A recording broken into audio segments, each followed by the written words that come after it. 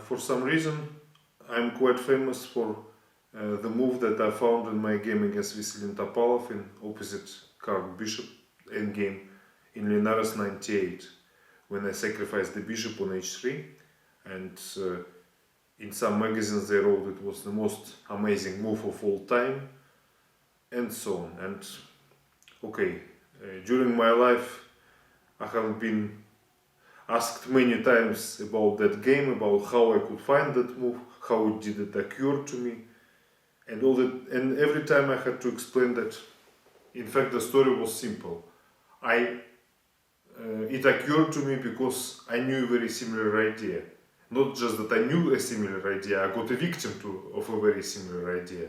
So, in order to show that game, I have to show the preceding game as well. So in 91, I played my first high category, 15th category tournament in Biel in Switzerland. There were 8 players, double round robin, so that means 14 rounds. And although it was my first big tournament, I went there quite optimistic. I felt that I was well prepared. And finally I managed to be clear first in that event, scoring I think 9.5 out of 14, so +5. So I won 6 games and I lost only 1. But exactly that game which I lost, I will be showing now. So I was white against Ulf Andersson, normally a rather peaceful player, but who has excellent positional understanding, and especially he's legendary with his endgame skills, something that I could just face in this game.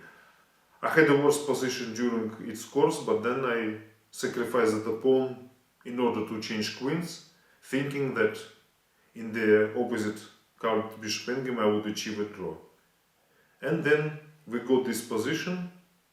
I just played h3, h4, and my plan was to put my pawn on h5, then the other pawn on g4 and create the fortress. And indeed this is a fortress. So I was sure that draw was in my hands. But now we see what happens. Ulf Andersson immediately realized that he cannot allow me to play h5. Okay, theoretically he had this move h5 as well now. And after bishop takes h5 I would play e5.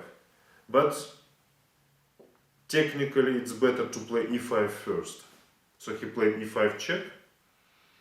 I have to play king f3. And now he goes h5. Because if black allows me to play h5, it's a draw. Well, now suddenly I face some serious problems because this a5 pawn is strong. And for example, if I play bishop c2, black can even think about sacrificing this pawn and bringing his king. So, for example, if king comes to d4, it's already lost for me, and if I play like this, I'm going to lose all my pawns, g3 and h4. So now black is probably winning. But I thought, what is wrong? I just played g4, I just changed everything, and finally I create my fortress. And here comes the blow which I missed completely. After taking on g4, king takes g4, Ulf played bishop takes h4, which was just completely unexpected to me. Okay, I started thinking, and the first thought that I had whether I had any chance to create the fortress if I don't take his bishop, because it was already clear that if I take the bishop, he comes with his king to f5, and my king is cut and it's too far away. But unfortunately, if I'm trying to create the fortress like this, king f3, king e4, black has a slow, but in fact a very easy plan to win. So bishop c3, bishop comes to d4. Okay, let's put it. Let I play bishop c2. So now, okay, now black can already start with his king to g5. I have to play king f1, king h4. I have to move my bishop, and then king comes through a g1, and okay, let's suppose that I have bishop e3, king g1, and after king e2, because otherwise king would come from e1. Black, okay, puts his bishop on d4, and then bring his king to f4, brings the pawn on f3, e3, and finally, no, even on e4 better. And finally penetrates like this, bishop f6, bishop g5, king e5, king d4. And at the end, I will lose all my pawns.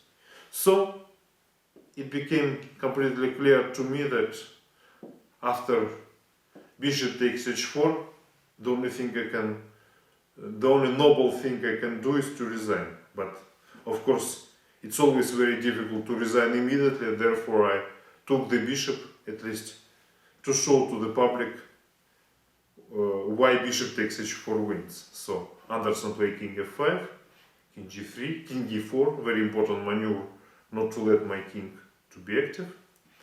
So king f2, king d4, and king d3.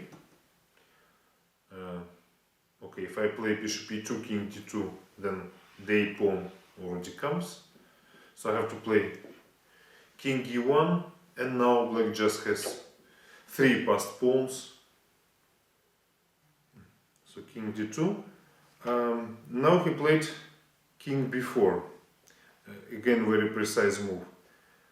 After king d4, he's probably winning as well, but he does not have the direct winning plan, because he can put the pawn in e4, e3, c4, but then still, if he gets c3,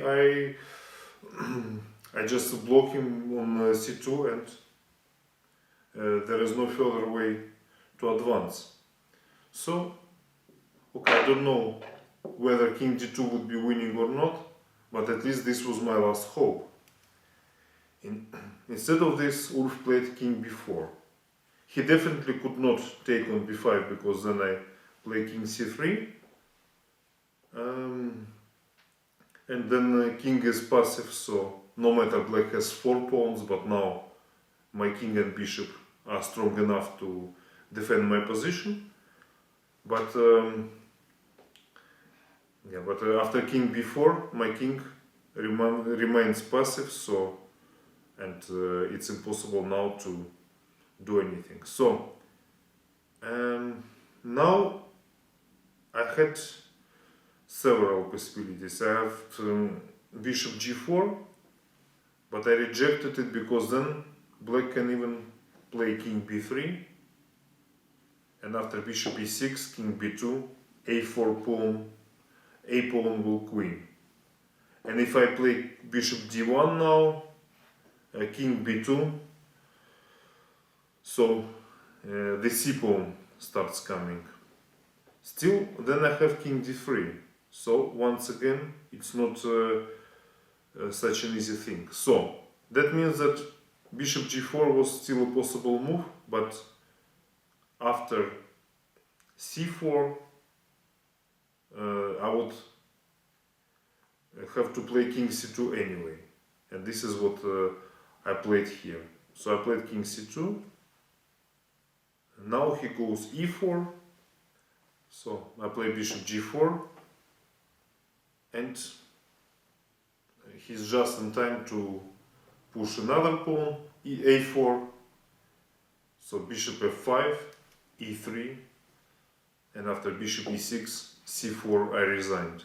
Because now a3 comes, and finally he has 3 pawns on the third rank, and when 3 pawns are on the third rank, I cannot do anything against them with my king and bishop.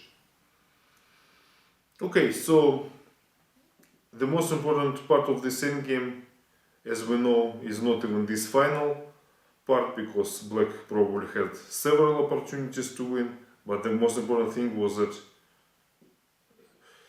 just here, when I thought that I achieved the draw, this heavy blow bishop takes h4 made me understand that instead of draw I can just resign. But amazingly,